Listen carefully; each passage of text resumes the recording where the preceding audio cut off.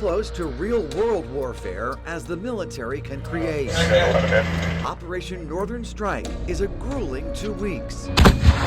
6,300 soldiers, airmen, and Marines from 32 states and 5 countries have just converged on Camp Grayling, where their combat readiness is put to the test. Lots of field artillery fire going on, lots of aviation assets, both fixed and rotary wing, exposing the warfighters to those joint capabilities that they may or may not have ever worked with. Really simulating actual combat and actual war theater. Right, actual large-scale combat operations with all the friction that comes with that. And not a moment too soon.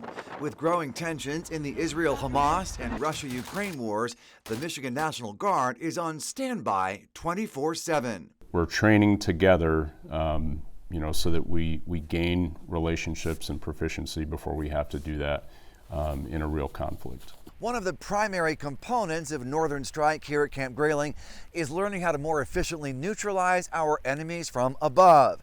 And we don't mean helicopters like these MH-53 Sea Stallions. We're talking about drones or unmanned aerials.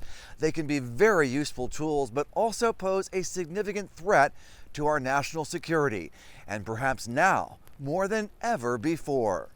How much of a factor is what's happening in the Middle East and Ukraine, Russia playing into this situation where you need to know about UAS? A very large factor. So that's where we're getting our lessons learned, and it's a big part of where the future force is heading. Drone warfare has been a real game changer in modern infantry tactics, now tightly integrated into contemporary military action plans. Remotely controlled drones can be used for reconnaissance and data collection, but also for forward operating base defense and even surprise attacks.